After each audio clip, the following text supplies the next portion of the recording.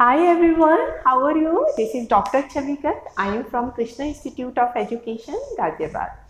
तो आज मैं आपको आपका जो सब्जेक्ट है असेसमेंट फॉर लर्निंग, इसका एक टॉपिक है, आपका एक यूनिट है जो पूरी स्टैटिस्टिक्स को बताती है। तो उसी में एक टॉपिक है आपका सांख्यिकीय श्रेणियाँ। तो आज मैं बताऊंगी सांख्यिकीय श्रेणियाँ जो है कितने तरह की होती हैं। देखिए, जो आंकड़े होते हैं वो क्या होते हैं, दो टाइप के होते हैं। आंकड़े तो आपको पता है ना, कोई भी जब हम कोई भी आंकड़े संख्या को इकट्ठा करते हैं तो वो दो टाइप के होते हैं, एक गुणात्मक होते हैं और एक मात्रात्मक होते हैं। तो कौन से दो तरह के होते हैं? एक गुणात्मक होते हैं और एक मात्रात्मक होते हैं। गुणात्मक वो होते हैं जो किसी की विशेषता को बताते हैं, जैसे कोई आम मीठा है या खट्टा है, कोई इंसान अच्छा है या बुरा है, कोई छात्र इंटेलिजेंट है या इंटेलिजेंट नहीं है। तो इसको हम संख्या में एक्सप्रेस नहीं करते हैं, जब हम पहले देखते हैं तो वो विशेषता की फॉर्म में हमें दिखाई देते हैं, तो उसे कहते हैं गुणात्मक। और मात्रात्मक होते हैं जिसे कि हम संख्या के रूप में प्रदर्शित कर सकते हैं, जैसे किसी की ऊंचाई कितनी है, कपड़े का मेजरमेंट कितना है, किसी बच्चे का भार कितना है। तो ये सब क्या कहलाते हैं? मात्रात्मक। तो स्टैटिस्टिक्स में हम दोनों को ही यूज करते हैं, गुणात्मक भी मात्रात्मक भी। मात्रात्मक तो पहले से ही फिगर्स में होते हैं, जैसे किसी की ऊंचाई 150 सेंटीमीटर है, किसी की 165 है, तो ये तो एक्सप्रेस ही आपके जो होते हैं मात्रात्मक किसी संख्या में ही होते हैं। गुणात्मक को हम कैसे करेंगे? जैसे कि कोई बहुत अच्छा है, कोई बहुत बुरा है, तो इसको क्या करते हैं, पहले हम रैंकिंग देते हैं, ठीक है, और रैंक के थ्रू फिर हम इनको जो है उसमें बदलते हैं मात्रात्मक में। फिर जब वो संख्या में बदल के आ जाते हैं तब हम उनका यूज करते हैं। ये चीज क्लियर हो गई। अब ये जो आपकी सांख्यिकी श्रेणियां हैं, ये दो तरह की होती है, एक होती है खंडित श्रेणी, एक होती है निरंतर श्रेणी। इंग्लिश में इसको बोलते हैं डिस्क्रीट सीरीज और इसको बोलते हो आप कंटिन्यूअस सीरीज। तो दो तरह की श्रेणी हो गई। सबसे पहली है आपकी डिस्क्रीट सीरीज या खंडित सीरीज, दूसरी है आपकी कंटिन्यूअस सीरीज या फिर निरंतर श्रेणी। अब दोनों में क्या डिफरेंस होता है? देखिए, अगर हमें ये देखना है कि किसी कक्षा में कितने बच्चे हैं, तो आप कहोगे 40 बच्चे हैं, 30 बच्चे हैं, 50 बच्चे हैं, 60 बच्चे हैं। आप ये तो नहीं कह सकते 40.5 है, ऐसा तो नहीं होगा, ये 60.5 है, क्योंकि बच्चे तो हमेशा जो है एक पूर्णांक ही होता है, या तो 2, 3, 4, ये नहीं होगा 4.5 या 6.5, ऐसे नहीं होता। तो जब किसी चीज को सिर्फ पूर्णांक में ही वो जो है एक्सप्रेस होती है, मतलब उसको पॉइंट में नहीं लिख सकते, तो वो वाले जो मानने आते हैं वो आते हैं आपकी डिस्क्रीट सीरीज या खंडित श्रेणी। अब बहुत से ऐसे वो होती है आपकी मात्रा जिन्हें हम पॉइंट में भी दिखा सकते हैं, जैसे किसी बच्चे की ऊंचाई, तो वो 155.5 भी हो सकती है, किसी की 172.2 भी हो सकती है। उसी तरह से अगर हम किसी बच्चे का वेट देख रहे हैं तो 68.5 भी हो सकता है, 72.5 भी हो सकता है, 52.5 भी हो सकता है और 55.2 भी हो सकता है। तो ये पॉइंट के किसी भी लेवल तक जो है जा सकते हैं। तो इन्हीं को बोलते हैं कंटिन्यूअस सीरीज और निरंतर श्रेणी। तो आई थिंक कि आपको स्टैटिस्टिकल सीरीज पता चल गई होंगी। ये दो तरह की होती है, एक डिस्क्रीट होती है और दूसरी आपकी कंटिन्यूअस होती है। डिस्क्रीट में वही आते हैं जो कि पॉइंट तक आप जिन्हें एक्सप्रेस नहीं कर सकते, तो जैसे बच्चों की संख्या। लेकिन कंटिन्यूअस में कौन सी आती है, जिन्हें कि आप जो है पॉइंट तक में भी एक्सप्रेस कर सकते हो, जैसे बच्चों का भार हो गया, या फिर बच्चों की ऊंचाई हो गई, या कपड़े का मेजरमेंट हो गया आपका। तो ये सब एग्जाम्पल किसके होते हैं? कंटिन्यूअस सीरीज या फिर आपकी निरंतर श्रेणी के। तो अब आप आराम से लिख सकते हैं। तो जब आप आंसर में लिखेंगे तो खंडित श्रेणी लिखेंगे, उसके बाद 3-4 उसके एग्जाम्पल देंगे, जैसे बच्चों की संख्या हो गई। सेम वे कंटिन्यूअस सीरीज लिखोगे, फिर आप उसके एग्जाम्पल दोगे, जैसे बच्चों का भार 1-2 एग्जाम्पल डाल दीजिए, फिर बच्चों की ऊंचाई उसका एग्जाम्पल डाल दीजिए, अगर आप कपड़े को मेजरमेंट कर रहे हैं तो उसके मेजरमेंट का डाल दीजिए। तो इस एग्जाम्पल से ये बिल्कुल क्लियर हो जाएगा। तो अब हम अपनी नेक्स्ट स्लाइड में देखेंगे कि सांख्यिकी श्रेणी तो मैंने पढ़ा दी आपको। अब हमारी जो नेक्स्ट स्लाइड है वो आपको बताएगी सारणीकरण का अर्थ एवं परिभाषा किसे कहते हैं। सारणीकरण किसे कहते हैं? ये होती है आपकी कोई भी टेबल, स्टैटिस्टिक्स में जितनी भी चीजें करते हो अल्टीमेटली आपको उन्हें किसी टेबल की फॉर्म में दिखाना पड़ता है। तो जो आंकड़े पहले आपने इकट्ठे कर लिए, अब फिर आपने उनका क्या करा, वर्गीकरण कर लिया उनकी विशेषताओं के हिसाब से। अब जब आप किसी आंकड़ों के वर्गीकरण को या तो वर्टिकल लाइन किसे कहते हैं, सीधी लाइन, या हॉरिजेंटल लाइन, ठीक है, तो इस हॉरिजेंटल लाइन से जब आप एक टेबल बना देते हो, जैसे आपने इधर भी खींची, इधर भी खींची, इधर भी, इधर भी, तो ये क्या बन गई, एक आपकी टेबल बन गई। तो जब वर्गीकरण आंकड़ों को आप किसी भी वर्टिकल या हॉरिजेंटल लाइन से एक टेबल बना के उसके अंदर क्रम से लिखते हो, तो उसी को बोलते हैं सारणीकरण। और इंग्लिश में सारणीकरण को क्या बोलते हैं, टैब्यूलेशन या टेबल जो आपकी बनी हुई है। तो क्लियर हो गया टैब्यूलेशन का क्या मीनिंग हुआ, जब आप वर्गीकरण किए हुए आंकड़ों को वर्टिकल या हॉरिजेंटल लाइन से एक टेबल बना के उसके अंदर क्रम से लिखते हो, तो वो चीज आपकी कहलाती है सारणीकरण। ठीक है, अब हमारी नेक्स्ट स्लाइड आएगी।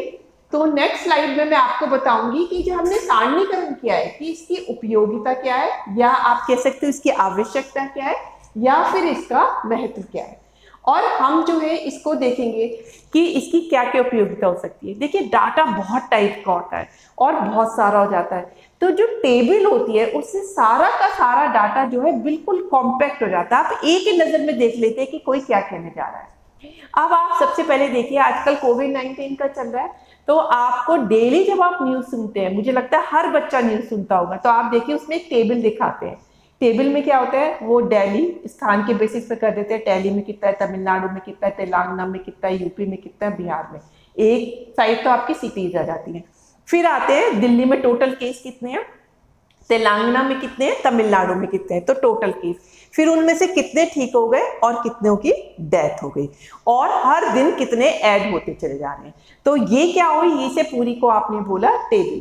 तो इसमें क्या बताया कि हर स्टेट में कितने हो रहे हैं, टोटल कितने हैं, कितने ठीक हो रहे हैं और कितनों की डेथ हो गई है, और हर दिन उनमें कितना एडिशन हो रहा है। तो ये आपकी क्या थी, ये आपकी थी टैबुलेशन।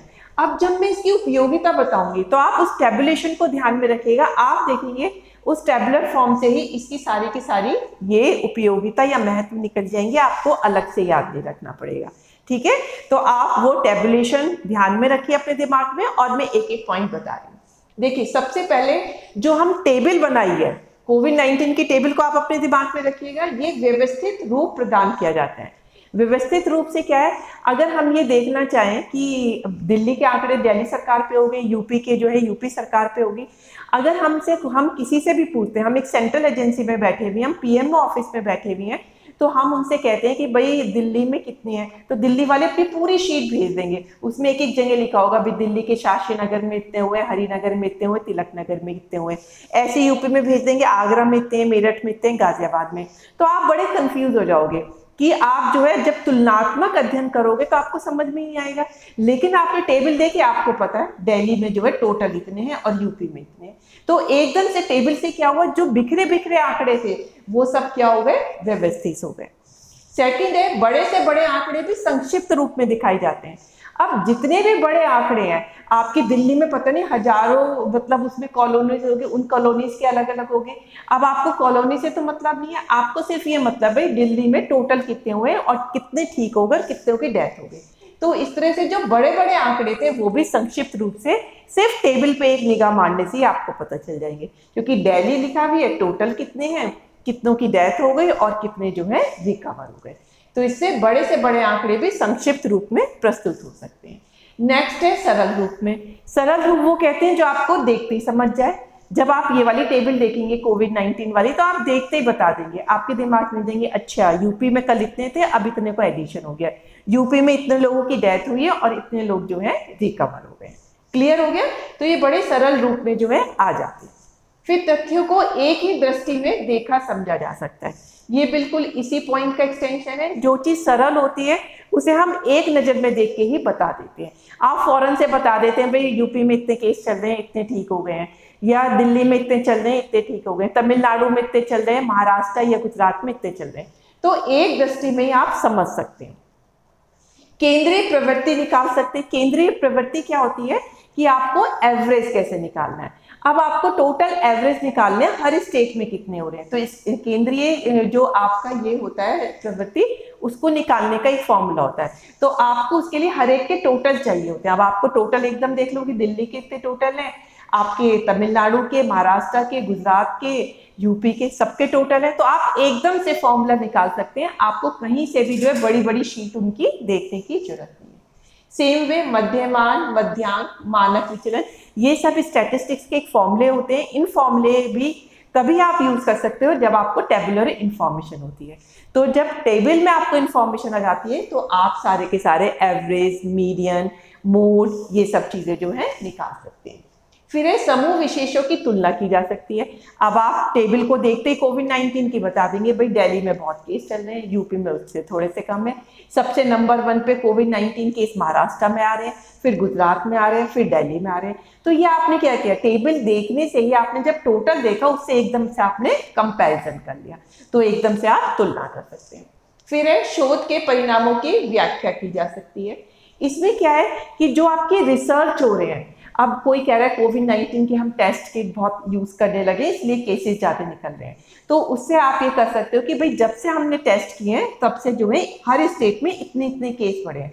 तो इससे क्या हो, जो आपने रिसर्च करी है कि पहले बिना टेस्टिंग के इतने केस थे, अब टेस्टिंग के बाद इतने केस आ रहे हैं, वो कैसे पता चला आपको? टेबल में देख के पता चला कि बिना टेस्ट के हमारे इतने बढ़ रहे थे और जब टेस्ट हुआ तो वो इस गति से जो है बढ़ रहे हैं। तो इसका मतलब शोध के परिणाम भी हम टेबल को देख के ही बता सकते हैं। तो ये थे टेबल बनाने के, या हिंदी में आप इसे कहते हो सारणीकरण की क्या उपयोगिता होती है। तो आपको उपयोगिता करके भी पूछ सकते हैं, आवश्यकता करके भी पूछ सकते हैं, महत्व करके भी पूछ सकते हैं। आपको सारे यही पॉइंट करने। तो ये पॉइंट बहुत ही इजी है याद करने में भी। आप सिर्फ कोविड-19 की एक टेबल को ध्यान में रखिएगा, आप देखिएगा उसे हम कैसे कर सकते हैं। भाई बहुत ही सरल लगती है, आपको एक ही दृष्टि में समझ जाते हैं आप उससे, और व्यवस्थित रूप से दिखाई देती है आपको, और जो बड़े बड़े शोध की व्याख्या भी आप उससे कर सकते हो। आप समूह विशेष की तुलना भी कर सकते हो, भाई दिल्ली में कितने और आपके यूपी में कितने हैं। आप बड़े आंकड़ों को जो है छोटे रूप में दिखा सकते हो। तो इस तरीके से देखते हैं कि आपको ये पॉइंट अलग से नहीं करने पड़ते। एक बार आप देखेंगे, आप सोचेंगे आपको इस टेबल को देखने से क्या क्या चीजें पता चल रही है, भाई वही सब चीजें जो है इसकी उपयोगिता में आ जाती है। तब आपको टेबल का मीनिंग भी क्लियर हो गया, और टेबल बनाने की स्टैटिस्टिक्स में क्या फायदे होते हैं ये भी आपको समझ में आ गया। अब नेक्स्ट स्लाइड में हम देखेंगे, जो हमने ये तो बता दिया टेबल किसे कहते हैं। अब हम देखेंगे टेबल के प्रकार। देखिए आपके दो तरह के वो होते हैं डाटा, एक तो गुणात्मक, एक मात्रात्मक। तो सबसे पहले जो गुणात्मक थे वो मैं अपने प्रीवियस लेक्चर में बता चुकी हूँ जब मैंने गुणात्मक टेबल बताई थी। तो गुणात्मक में क्या होते हैं, 3 तरह की आपकी टेबल बन सकती है। एक तो एक विशेषता के ऊपर, एक 2 विशेषता के ऊपर, और एक 2 से ज्यादा विशेषता के ऊपर। जब एक विशेषता पे बनाते हैं तो उसे बोलते हैं 1 कैरेक्टरिस्टिक टेबल। जब 2 की बनाते हैं तो उसे बोलते हैं 2 कैरेक्टरिस्टिक टेबल, और जब आप 2 से ज्यादा की लेते हैं तो उसे बोलते हैं मल्टीपल कैरेक्टरिस्टिक टेबल। तो पहली कैरेक्टरिस्टिक का क्या आपका एग्जाम्पल था, जब आपने किसी क्लास में गए और आपने सिर्फ जेंडर के बेसिस पे बच्चों को बांटा, लड़के और लड़कियां, और उसकी एक टेबल बना ली, तो वो कहेंगे 1 कैरेक्टरिस्टिक।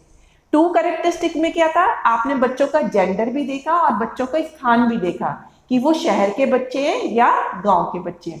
जब आपने एक टेबल में इन दोनों कैरेक्टरिस्टिक को दिखाया तो ये कहलाएगी आपकी 2 कैरेक्टरिस्टिक टेबल। और 2 से ज्यादा में क्या होती है आपकी मल्टीपल कैरेक्टरिस्टिक।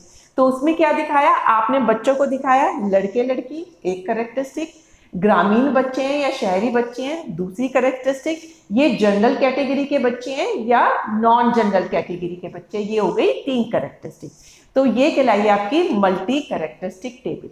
तो गुणात्मक टेबल के मैंने तीनों को बता दिए। अब आपका आता है मात्रात्मक सारणी।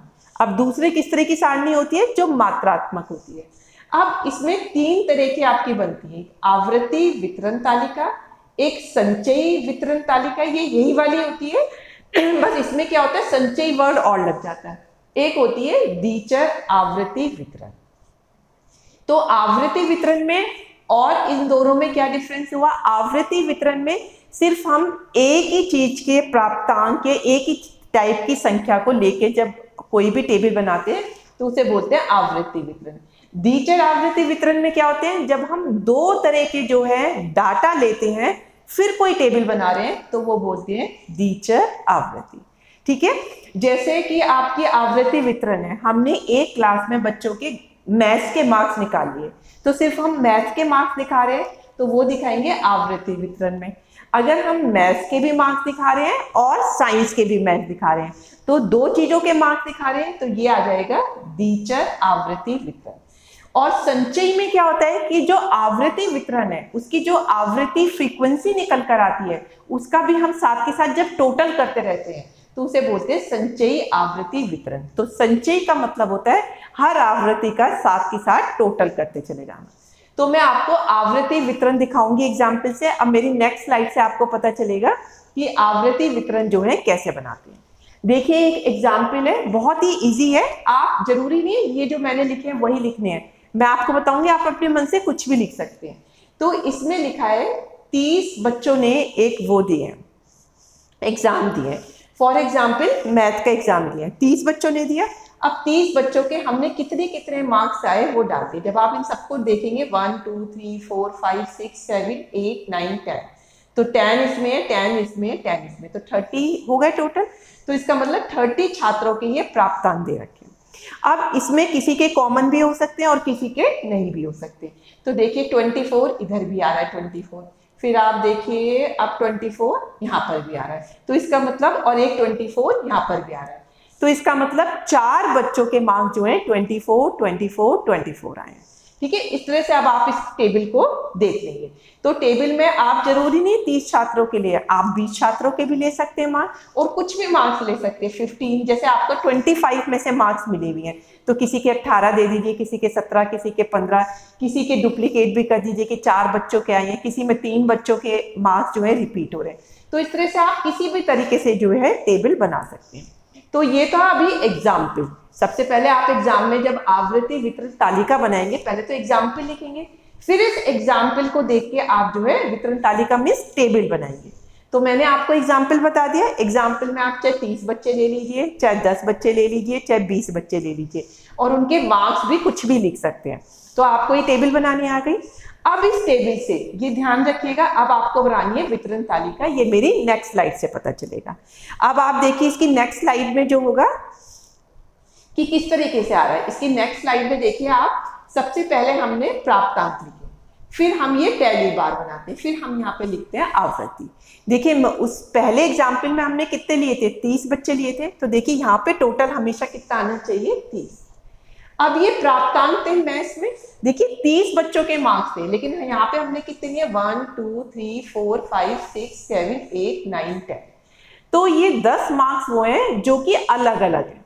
मार्क्स तो पूरे 30 थे लेकिन 30 में से जो कॉमन मार्क्स हैं वो हमने लिए। इसका मतलब किसी के 33 आए, किसी के 29, किसी के 26 24 23, इस तरीके से मार्क्स आए। इसके अलावा किसी के भी मार्क्स नहीं थे। और वो 30 कैसे बने थे, हो सकता है 14 ज्यादा आए हो, 15 भी किसी के सेम बच्चों के ज्यादा आए हो, 22 भी आ सकते हैं, 24 भी आ सकते हैं। जैसे मैंने पहले देखा था 24 कितने थे, 3-4 बच्चों के थे। तो इस तरह से आप प्राप्तांक लिख लेंगे।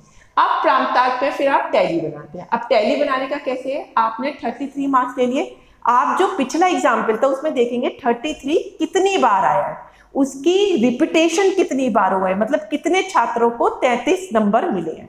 तो यहाँ पे मैंने टैली 1 लगाया, ये 1 का साइन होता है, तो इसका मतलब 33 सिर्फ एक बच्चे को मिले होंगे। फिर हम 29 आते हैं, 29 भी किसको मिले, सिर्फ एक बच्चे को मिले। अब हम 26 आते हैं, 26 कितने को मिले, 2 बच्चों को मिले। ठीक है, तो 2 साइन लगा देंगे। जिनके 4 आए हैं, 4 5 6, तो जो जितनी बार रिपीट हुआ है उतनी बार आप टैली लगा देते हो। यहाँ तक करना आ गया। अब टैली में फिर आप देखेंगे आवृत्ति। अब ये जो टैली है इसी को आप संख्या में बता दोगे, ये 1 है तो 1 लिख दिया, ये भी 1 है तो ये लिख दिया, 2 है तो 2 लिख दिया, यहाँ पे 5 है तो 5, इस तरीके से आप लिखते चले जाएंगे। लास्ट में 1 है तो 1 लिख देंगे, लास्ट में देखिए 2 है तो 2 लिख देंगे, 4 5 6 है तो यहाँ पे 6 होना चाहिए था, तो इस तरीके से लिख देंगे। तो ये आ गई आपकी आवृत्ति। तो अब आप कोई भी एग्जाम्पल दे रखा है अपने मन से बना देंगे बिल्कुल प्राप्तांक, ये रखने की जरूरत नहीं है। टैली उसमें कितनी हुई है, टैली से ये पता चल जाता है कितना है, और फिर इसको संख्या में आप आवृत्ति जिसे हम कहते हैं ये दिखा देते हैं। तो इसको हम बोलते हैं आवृत्ति। इट मीन्स 33 कितने बच्चों ने लिया है, तो एक बच्चे ने लिया है तो उसकी आवृत्ति 1 है। अब 24 कितने बच्चों ने लिया है, तो 24 कितने बच्चों ने लिया है, 5 बच्चों ने, तो 5 बच्चों के 24 मार्क्स आए थे, तो इसलिए आवृत्ति कितनी हो गई इसकी 5। तो इसीलिए इसे फ्रीक्वेंसी डिस्ट्रीब्यूशन टेबल बोलते हैं, जिसे आवरण वितरण तालिका बोलते हैं और इंग्लिश में फ्रीक्वेंसी डिस्ट्रीब्यूशन टेबल बोलते हैं। तो पहले आपको समझ में आ गई। अब इसी एग्जाम्पल से मैं आपको बताने वाली हूँ संचय किसे कहते हैं। संचय, आवृत्ति, वितरण तालिका थी सेकंड वाली। तो संचय में क्या होता है, एक आपका कॉलम और बन जाएगा और आप टोटल करते चले जाएंगे। जैसे 1 लिखेंगे, फिर 1 में ये वाला 1 जोड़ेंगे, कितना हो जाएगा 2, फिर इस 2 में ये वाला 2 जोड़ेंगे, कितना हो जाएगा आपका 4, फिर 4 में आप 5 जोड़ेंगे, कितना हो जाएगा 9, 9 में 7 जोड़ेंगे, कितना हो जाएगा आपका 16, 16 में 3 जोड़ेंगे, कितना हो जाएगा आपका 19, 19 में 1 जोड़ेंगे, कितना हो जाएगा आपका 20, 20 में 7 जोड़ेंगे, कितना हो जाएगा 27, 27 में 2 जोड़ेंगे, कितना हो जाएगा 29, और 21 में जोड़ेंगे 30। अब आपने ये संचय ठीक बनाई है, तो इसका जो टोटल होता है 30, वो लास्ट वाले का टोटल होना चाहिए। तो यहाँ पे लास्ट में 30 आया, तो ये भी 30, इसका मतलब आपने अपनी संचय तालिका बिल्कुल ठीक से बनाई है। तो आपको फ्रीक्वेंसी डिस्ट्रीब्यूशन आ गया आराम से, कि आपने पहले एक एग्जाम्पल लिखा, अपने मन से कुछ भी लिख सकते हैं, फिर उस पर प्राप्तांक लिखे, फिर टैली बनाई ऐसे, और फिर आपने आवृत्ति बना दी। सेकंड थी आपकी संचय। तो संचय में भी आप क्या करेंगे, बिल्कुल यही टेबल बनेगी, बस एक कॉलम और लिख देंगे और यहाँ पे हेडिंग डालेंगे संचय आवृत्ति, और जैसे मैंने बताया टोटल करते हुए चले जाएंगे। अगर लास्ट में टोटल 30 आता है और इसका भी 30 आता है, तो इसका मतलब आपने संचय ठीक निकाल दिया। तो इस तरह से आपको समझ में आ गया होगा। आज के लेक्चर में मैंने आपको क्या बताया, एक तो स्टैटिस्टिकल सीरीज कितने टाइप की होती है, खंडी और कंटिन्यूअस, या डिस्क्रीट और कंटिन्यूअस। दूसरा बताया टेबल किसे कहते हैं, जब वर्गीकरण वाले आपके आंकड़ों को हम वर्टिकल लाइन या हॉरिजॉन्टल लाइन से एक टेबल बना देते हैं। देखिए ये भी क्या बनी हुई है, एक टेबल लाइन है, ये वर्टिकल लाइन है, ये हॉरिजॉन्टल लाइन है, इसे हमने इस तरह से बना दिया, तो इसको क्या बोला आपने, टेबल। अब टेबल में जो है आप, अब कितने टाइप की टेबल होती है मात्रात्मक में, एक फ्रीक्वेंसी डिस्ट्रीब्यूशन टेबल होती है, एक आपकी क्यूमुलेटिव फ्रीक्वेंसी डिस्ट्रीब्यूशन टेबल होती है, और एक आपकी दीचर विवरण तालिका होती है। तो आवृत्ति में क्या करेंगे, पहले प्राप्तांक, फिर टैली और फिर आवृत्तियां। अब ये जो प्राप्तांक है, प्राप्तांक की जगह आप हाइट का भी एग्जाम्पल ले सकते हो, तो हाइट मेंशन कर देंगे। आप किसी के भार का भी एग्जाम्पल ले सकते हो, तो आप भार का भी लिख सकते हैं, कोई भी एग्जाम्पल ले सकते हैं। फिर टैली बनाया, फिर आवृत्ति बनाई। और संचय में क्या करेंगे, एक और कॉलम ऐड करेंगे और यहाँ लिख देंगे संचय आवृत्ति, और सबको टोटल करते चल जाएंगे। तो जो यहाँ का टोटल है वो यहाँ के टोटल से बराबर होना चाहिए। तो ये बुक से पढ़ने में आपको बिल्कुल समझ नहीं आया, और जैसे मैंने बताया आपको बहुत अच्छे से समझ में आ गया होगा। अगर समझ में आ गया तो प्लीज लाइक करने में आप कंजूसी बिल्कुल मत करिएगा, और इसे दूसरों के साथ भी शेयर करिए, क्योंकि नॉलेज को जितना बांटते हैं वो उतनी ही बढ़ती है। तो आपका कोई भी फ्रेंड कहीं भी ये कर रहा हो, उसका ये टॉपिक है, तो आप उनको जरूर शेयर करिए। तो that's all for today lecture. Thank you.